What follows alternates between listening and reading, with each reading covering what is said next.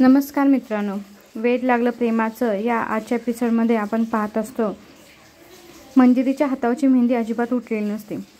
मंजिरी बोलत असते, अगं मेहंदी रंगायची राहून दे, पण डिझाईनसुद्धा माझ्या हाती उठली नाही, असं कसं झालं? ते पाहून सगळ्यांनाच आश्चर्य वाटलेलं असतं की असं का झालं, मंजिरीच्या हातावरची मेहंदी का उठली नसेल. शंतनूदादा विचार करत असतो, काही ना काही अडचणी माझ्या बहिणीच्या आयुष्यामध्ये काही ना काही सारख्या येतच असतात. इकडे शशिकला बोलते, कशी उठणार गं मेहंदी तुझ्या हातावरती? विधवा आहेस ना तू, विधवेचं लग्न लावायला निघाली म्हातारी, कळत नाही का विधवेचा रंग कुठला असतो? पांढरा. कधी तिच्या हातावरती रंगेल का तर मेहंदी, अशी शशिकला म्हणत असते. हे पाहून आता सगळ्यांना राग आलेला असतो. सगळे तिच्याकडे पाहत असतात. तर यावरती जिजी बोलतात, ए बास कर गं तू, काय पण बोलू नकोस तोंड आलेली ती. तर निकी बोलते, बोलते ना ती, काय चुकीचं बोलली? रंगली होती ना तुझ्या हातावरती मेहंदी एकदा, जेव्हा तू पहिलं लग्न केलंस मिहीर बरोबर, ती शेवटचीच मेहंदी. आता विधवेला रंगच कुठला नसतो हे कळत नाही का तुम्हाला? कशी रंगल तिच्या हातावरची मेहंदी? यावरती शशिकला म्हणत असते, हो काय नाही, ह्या म्हातारीला एक कळत नाही, लागली लग्न लावायला ह्या विधवेचं, पण बाकीची माणसं तिच्याबरोबर त्यांना सुद्धा कळत नाही का?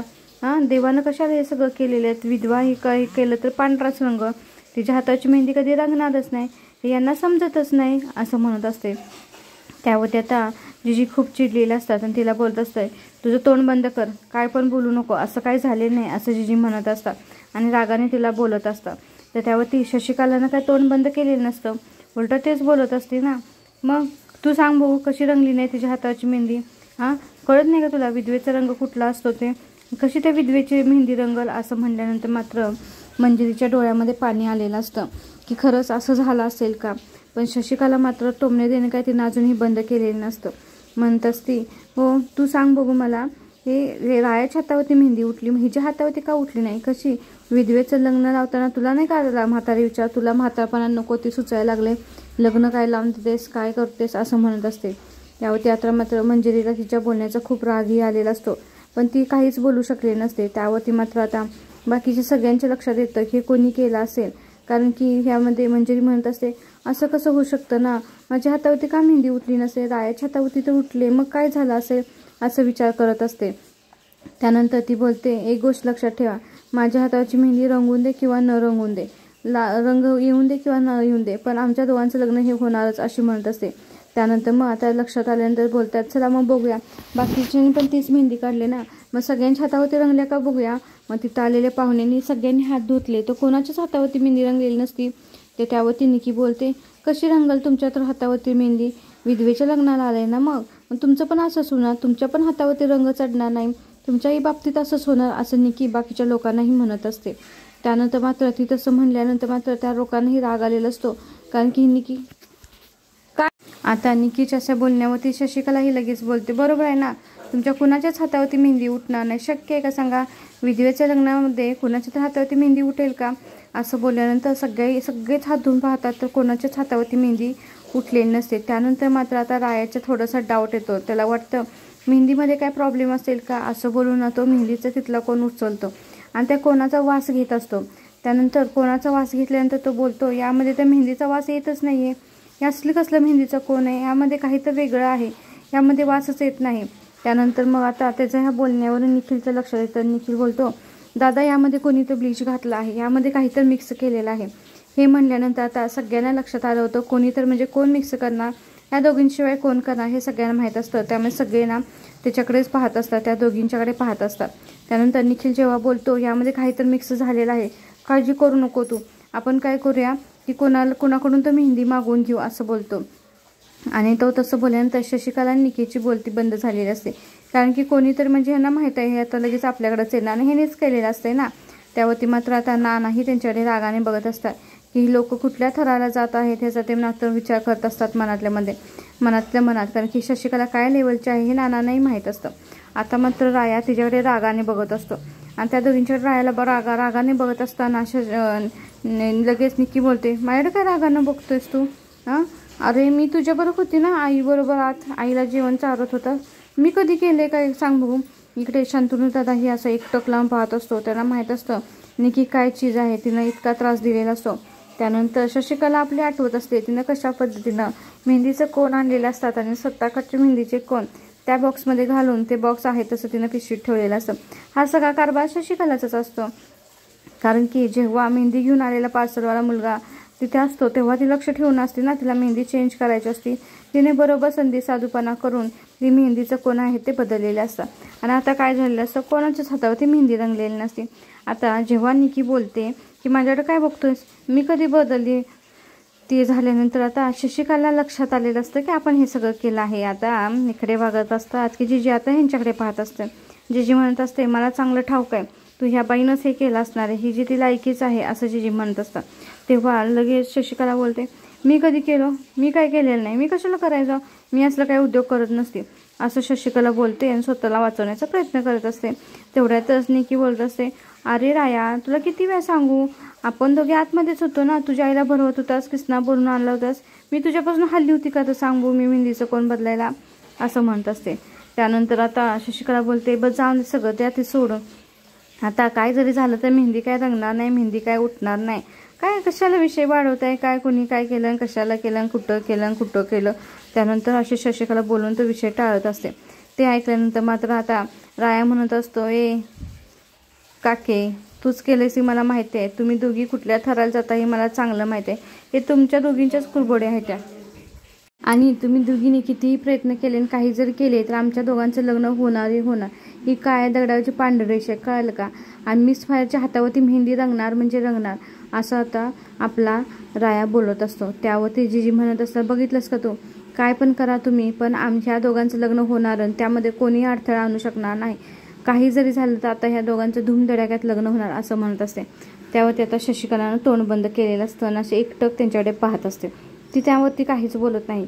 तेवढ्यातच आता मिस फायर तिथे येते आणि बोलते तुमच्या दोघींच्या लक्षात आले का, आता माझ्या हातावर मेहंदी लागो किंवा न लागो, मेहंदी रंगो किंवा न रंगो, पण आमच्या दोघांचं लग्न हे होणारच, तुम्ही फक्त पाहत राहा, तुमच्या समोरच तुमच्या डोळ्यासमोरच आमच्या दोघांचं लग्न होणार आहे असं चॅलेंज मात्र आता मिस फायरनं दिलेलं असतं.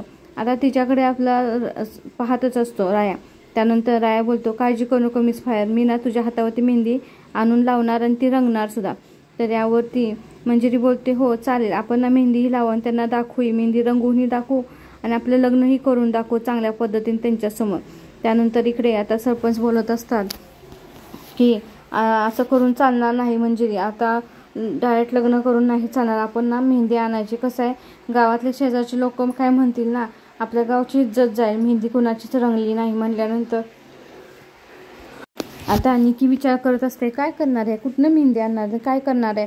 मात्र सरपंच जीजीला म्हणत असतात जीजी काही तर आपण ॲडजस्टमेंट करूया, कुठून तर मेहंदी आणूया, पण मेहंदी काढलीच पाहिजे, नाहीतर शेजारच्या गावांच्या पुढे आपली बदनामी होऊन बसायची असं सरपंच बोलल्यानंतर आपला राया बोलतो काय काळजी करू नका तुम्ही, तुम्हाला सांगू का मी कुठूनही मेहंदी अख्ख्या पंढरपुरातनं मेहंदी आणेन, काही करेन आणि आपल्या पंढरपुराचं नाव वाचवणार, मी आपल्या पंढरपुराचं नाक खाली घालून देणार नाही, त्याची तुम्ही काळजी करू नका, मी कुठनंही मेहंदी आणतो असं आता म्हणत असतो.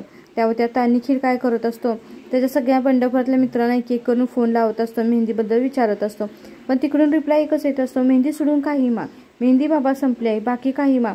त्यांनी एवढे फोन केले तर कुणाकडेच मेहंदी कशी काही शिल्लक नाही याची शंका यांना मात्र येतेच. असं कसं झालं की कुणाच्याच दुकानामध्ये मेहंदीचं एकही कोण शिल्लक नाही. तरी तो त्याचा प्रयत्न करत असतो, जेवढे त्याच्या ओळखीचे आहेत दुकानदार सगळ्यांना फोन करत असतो, पण सगळीकडून एकच रिप्लाय येत असतो की मेहंदी शिल्लक नाही, मेहंदी सोडून काही आहे पण मेहंदी शिल्लक नाही, सगळा स्टॉक संपलेला आहे. हे ऐकल्यानंतर आता सगळ्यांना आश्चर्य वाटलेलं असतं, असं कसं झालं, म्हणजे मेहंदी कुणाच्याच दुकानात नाही हे शक्य आहे का. त्यावरती मात्र ह्यांच्या सगळ्यांच्या लक्षात येतं ह्या दोघींनीच काहीतरी अजून काळा कारभार केलेला आहे. त्यावरती निकी म्हणते काय पाहिजे, मेहंदी पाहिजे का तुला, मेहंदी लावायची तुला मंजिरी, थांबव मी तुला मेहंदी देते. शशिकला म्हणते चल आपण ह्या दोघींना मेहंदी देऊया. असं बोलून ना तिथून ना त्या दोघी जातात आणि ना खूप मोठी पेटी ना अशी पत्राची पेटी घेऊन येतात आणि त्या सगळ्यांसमोर ठेवतात आणि बोलतात हे बघा ही अख्ख्या पंढरपुरातली मेहंदी आहे, पाहिजे का तुम्हाला मेहंदी, मंजिरी तुला मेहंदी लावायची आहे का, बघतीस का तू मेहंदी. असं करून ती पेटी उघडून पाहते तर काय एवढी मोठी पेटी पूर्ण मेहंदीने भरलेली असते. आता निकी काय करते, ती पेटी जराशी लांब ठेवते, हे सगळे बघत असतात की ह्यानी कधी एवढी मेहंदी गोळा केली आणि एवढं कशासाठी ह्या करत असतील बाया काय माहिती, जी विचार करत असतात. त्यानंतर आता निकी ती मेहंदी घेते आणि आता मंजिरी बोलत असते काय चाललं हिचं, हा कसला हिचा वेडापणा मूर्खपणा चाललाय, मला काय ह्या निकीचं समजतच नाही, अशी का वागत असेल ती, आणि सगळी दुकानातली मेहंदी हिनं गोळा करून आणली अशी मंजिरी बोलत असते. त्यानंतर निकी थोड्याशा लांब अंतरावरती मंडळापासून जाते आणि ती उघडते पेटीमध्ये पूर्ण मेहंदी भरलेली असते आणि त्याचबरोबर तिनं ना रॉकेलचा कॅन आणलेला असतो आणि अक्षरशः ना ती निकी मूर्ख काय करते माहिती का, तो कॅन पूर्ण ना रॉकेलचा त्या ह्याच्यावरती मेहंदी ओतते आणि ना ती पेटवून देते ती मेहंदी. हे सगळे पाहत असतात. मंजिरी बोलत असते, अगं काय करायला लागली. मंजिरी पुढं चाललेली असते मेहंदी आणायला, पण त्यामध्ये राया तिचा हात पकडतो आणि तिला मागे ओढतो, बोलतो राहून दे मंजिरी, तू जाऊ नको. त्यानंतर तिने अक्षरशः सगळे मेहंदीचे कोण हे जाळून टाकते सगळ्यांसमोर. त्यानंतर मात्र ही जी विकृत बुद्धी सगळ्यांना समजली आहे की निकी कोणत्या लेवलला जाऊ शकते. जी विचार करत असतात, काही माझ्या लेकीच्या हातावर मेहंदी लागणार आहे का नाही, अशी कशी वागू शकते. सगळे मेहंदीचे कोण सगळी मेहंदी हिने जाळून टाकली. सगळ्यांसमोर तिने सगळा प्रकार केलेला असतो आणि तिची विचार करायची लेवल किती खालच्या पातळीला आहे हे सगळ्यांसमोर तिनं दाखवलेलं आहे. मंजिरी मात्र खूप चिडलेली असते, बोलत असते, मूर्ख आहे का, हिला कळत नाही का, अशी कशी करू शकते ती, सगळी मेहंदी या बाईनं जाळून टाकली अशी बोलत असते. मात्र त्यावरती आता तिला आपला राया समजावून सांगतो, मिसफायर तू शांत हो, तू काळजी करू नको, कुठूनही तुला मी मेहंदी आणेन. नाना मात्र खूप रागाने बघत असतात, कसली मूर्ख ही पोरगी आहे, काही जी म्हणजे वागण्याची पद्धत तरी काय झाली. आता यावरती राया बोलतो, एक काम कर, तू काळजी करू नको, कुठूनही मेहंदी आणेन मी, तिला काय करायचं ते किती अडथळे आणायचे तेवढे आणून दे. त्यावरती आता सरपंच जरासे शांत झालेले असतात, कारण की सरपंचाला वाटत असतं की मेहंदी जर लागली नाही, मेहंदी रंगली नाही तर शेजारच्या गावापुढे आपला अपमान होईल असं सरपंचांना वाटत असतं. तर राया बोलत असतो, तुम्हा दोघींना काय करायचं ते करा, कुठल्या लेवलला जायचं ते जावा, पण मी काय थांबणार नाही, मी कुठूनही मेहंदी आणेन आणि मिसफायरच्या हातावरती लावेन, त्याची तुम्ही काळजी करू नका. आणि तुमच्या देखतच आमचं लग्न होणार आहे, ते पण धडाक्यात होणार आहे, तुम्ही काही करू शकणार नाही असं आता राया म्हणत असतो. त्यावरती आता निखिल बोलत असतो, दादा तू काळजी करू नको, तुला माहिती आहे का आपल्या जंगलामध्ये खूप मेहंदीची झाडं आहेत, मी तिथून मेहंदी आणेन आणि ताईच्या हातावरती मेहंदी काढेन, त्याची तू काळजी करू नको. तर यावरती राया बोलत असतो, चल मीही तुझ्याबरोबर येतो. तर रायाला निखिल बोलत असतो, नको दादा तू इथे थांब, तुला माहिती नाही ह्या दोघी कसल्या का अशा आहे ते, इथं कोणी तर थांबलं पाहिजे लक्ष ठेवायला, मी ना जाऊन मेहंदी घेऊन येतो. तर राया त्याला एकटा पाठवत नसतानाही निखिलनं त्याला इथं थांबवलेलं असतं, कारण की ह्या दोघी अजून काहीतरी इथं कारनामे करतील आणि त्याच्यासाठी कोणतरी इथं पाहिजे, तू थांब मी मेहंदी घेऊन येतो असं बोलतो. त्यानंतर शशिकला म्हणते, निघालास का मेहंदी आणायला, जा जा जा जंगलातून मेहंदी आणणार, आण. तर यावरती जी बोलत असतात की बघ आता कशी मेहंदी रंगते. तर यावरती शशिकला होते, आधी त्याला जाऊन दे, मेहंदी घेऊन येऊन दे, मेहंदी लावून दे, मेहंदी रंगून दे, मग बघू आपण काय करायचं ते पुढचं असं शशिकला म्हणत असते. रागाने एकटक लावून तिच्याकडे पाहत असते. आता मात्र सगळ्यांना खात्री असते निखिल मेहंदी आणायला गेला आहे आणि जंगलामध्ये मेहंदीची पानं आहेत त्यामुळे होईलच. त्यावरती आता इकडे राया बोललेला असतोय, निकी मला शब्द दिलेला लक्षात आहे का तुझ्या. तर निकी बोलतो असते, होय होय माझ्या लक्षात आहे शब्द, तू काळजी करू नको, मी ना तुझ्या आता कार्यक्रमामध्ये साखरपुडा डान्स हा करणारच आहे आणि छानपैकी असा डान्स करणार आहे की तू बघतच राहशील अशी निकी म्हणत असते.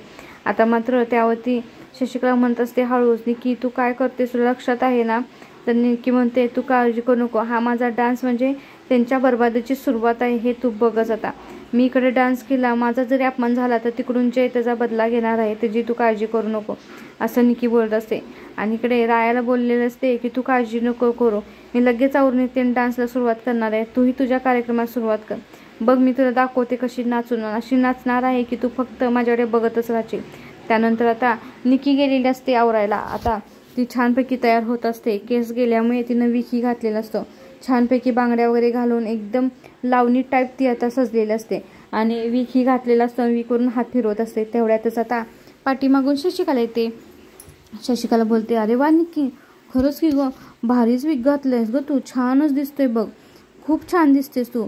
पण तिला म्हणत असते, निकी तू जे करायला लागलेस ते तुला बरोबर वाटते का, म्हणजे मला एक सांग, तू जर असा डान्स वगैरे केलास तर तुझा अपमान होणार नाही का. तर त्यावरती निकी बोलते, हे बघ मी हे सगळं रायाची मर्जी, रायाला इम्प्रेस करायला करत आहे. तर यावरती शशिकला बोलते, अगं पण बाकीचे लोक हसतील ना तुला. तर यावरती ती बोलत असते, हसून देत ना हसली तर, अशी जर हसत राहिली तर माझ्या मनामध्ये जे तळतळ आहे ती आग फुलत राहील ना, हसून देत माझ्यावरती हसली तर. तर शशिकला म्हणत असते, तू करतेस ते बरोबर आहे गं, पण तुझा यामध्ये अपमान होणार आहे, आपली हार होते असं आपण दाखवत आहे तू डान्स केला असतं. तर यावरती निकी बोलते, एक काळजी करू नकोस तू, ही आपली हार नाही, आपल्या त्या लोकांच्या बरबादीची सुरुवात आहे हा डान्स, एवढं लक्षात ठेव. आणि इकडे माझ्या अपमानाचा बदला घ्यायला जय आहेच की. आता जयचा प्लॅन स्टार्ट झाला की बघच तू काय होते ते. त्यानंतर निखिल ना जंगलमध्ये गेलेला असतो, बॅटरी घेऊन गेलेला असतो आणि एक पिशवी घेऊन गेलेला असतो. मेहंदीचं झाड तो शोधत असतो. आता बरेच वर्षापासून तो जंगलमध्ये न आल्यामुळे त्याला लवकरात लवकर काय झाड सापडत नसतं. पण जंगलमध्ये ना वेगवेगळ्या प्राण्यांचे वेगवेगळे आवाज येत असतात, त्यामुळे तो थोडासा असा भीती असतो. पण काही जर झालं तर म्हणत असतो, निखिल आपल्याला शोधायचं आहे, आपल्याला मेहंदी शोधायची आहे, ताईच्या हातावर ती मेहंदी लावायची आहे, असं तो सारखा घोकत असतो. आणि बॅटरी पाडून प्रत्येक झाड पाहत असतो, कुठं असेल मेहंदीचं झाड, कुठं असेल मेहंदीचं झाड. पण त्याला ना खरंच जंगलातून वेगवेगळे आवाज येत असतात, त्यामुळे तो थोडासा भिलेली असतो. त्यानंतर आपण इकडे पाहतो काय, आता हे मस्तपैकी तयार होऊन लावणीचा डान्स हिनं चालू केलेला असतो आणि कार्यक्रमामध्ये लावणी करत असते. हे पाहून मात्र रायाला राग येत असतो. तर तिच्याकडे अक्षरशः तोंड बोळगून पाहती नसतो. हिने मात्र सारखं रायाकडे एक टक लावून राहून त्याला इम्प्रेस करायसाठी तयार होऊन ती डान्स करत असते. आता ती इतकं डान्स करत असते की सगळे लोक पाहत असतात, टाळ्याही वाजवत असतात. पण राया तिच्याकडे एकदम विचित्र नजरेने पाहत असतो. त्याची अक्षरशः तिच्याकडे पाहण्याची इच्छाही नसते. त्यानंतर आपण पाहतो काही इकडे जिजी आतमध्ये म्हणत असतात की ती नीच बाई आहे, अशी कशी वागू शकते. आता काय जरी झालं तर मेहंदी येणारच आणि मंजिरीच्या हातावरती अशी मेहंदी रंगणार की सगळं जग पाहत आहे, अशी मेहंदी मंजिरीच्या हातावरती रंगणार, असं जिजी बोलत असतात. इकडे मात्र अजूनही निखिलला ना ते मेहंदीचं झाड काही सापडले नसतं. बिचारा तो अजूनही शोधत असतो. तेवढ्यातच तो मेहंदीच्या झाडाजवळ येतो आणि बोलतो, हां बरोबर, हेच मेहंदीचं झाड आहे, बरं झालं मला सापडलं. असं करून ना तो मेहंदीची पानं पिशवीमध्ये तोडून टाकत असतो. बॅटरी त्यांना अशी कानाभोवती धरलेली असते आणि दोन्ही हाताने तो मेहंदीची पानं तोडत असतो. तेवढ्यातच ना त्याला पाठीमागून जनावरांचा मोठा असा आवाज आलेला असतो आणि तो आवाज तो भिलेली असतो. तो आता पाठीमागे वळून पाहतो काय, तिथं कुठला प्राणी दिसलेला नसतो, पण तो ना पाठीमागून त्याला मोठ्याने आवाज येत असतो. तरीही तो भिवून आपल्याला काही करून मेहंदी तोडलीच पाहिजे, पानं तोडलीच पाहिजे हा विचार करून ना तो पाने तोडत असतो. तेवढ्यातच त्याला मोठ्या प्राण्याचा काहीतरी आवाज आलेला असतो आणि तो नंतर जंगलमध्ये असं पळायला सुरुवात करतो. त्याने मेहंदीची पाण्याची पिशवी तर हातामध्ये धरलेलीच असते, पण तो फास्टमध्ये पळत असतो, कारण की त्याला मोठ्याने असा बिबट्याचा म्हणजे मोठ्या वाघाचा वगैरे असा त्याला आवाज येत असतो. आणि त्यानंतर मात्र त्याला ठेच लागते, तो खाली पडतो. त्याचबरोबर त्याची बॅटरीही खाली पडते आणि त्याच्या हातातली पिशवीही खाली पडते. इकडे मात्र काय झालं असतं, निखिलची सगळी वाट पाहत बसलेलं असतं. अजून कसा आला नाही तो, अजून कसा आला नाही. तर यावरती जिजी बोलतात, काय नाही गं, मेहंदीचं झाड आहे ना ते जंगलमध्ये एकाच ठिकाणी आहे आणि ते खूप लांब आहे. एका ठिकाणी असल्यामुळे ना निखिलला शोधावं लागेल, त्याला सापडत नसेल म्हणून वेळ होत असेल. येईल तर तुम्ही काळजी करू नका, तुम्ही बाकीची तयारी लागा, असं ना जिजी म्हणत असतात.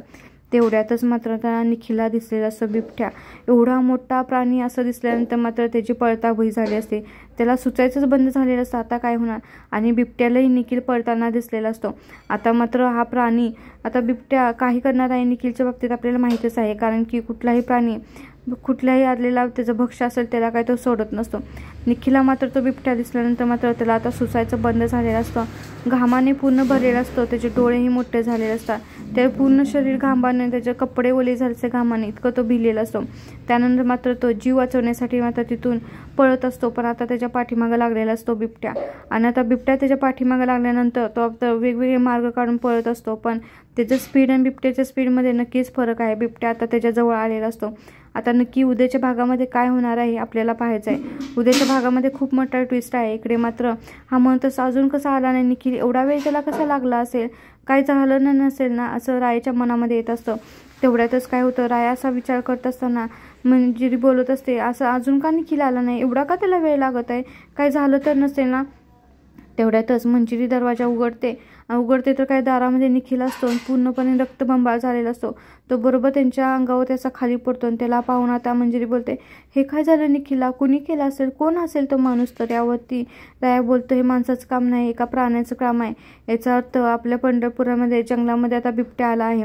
हे पाहून मात्र आता सगळे खूप भेलेले आहेत, कारण की निखिल खूप झालेला आहे, खूप जास्त प्रमाणात त्याच्यावरती हल्ला केला झाला होता.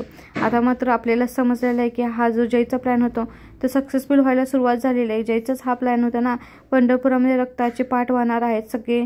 मेहंदीचा हात तिचा न रंगता तर तिच्या हातावरती रक्ताने तिचा हात रंगणार आहे आणि ते खरं होत आहे. जयनं जे ठरवलं आहे तेच झालेलं आहे. निखिलला खूप जास्त प्रमाणात त्याचा हल्ला झालेला असतो.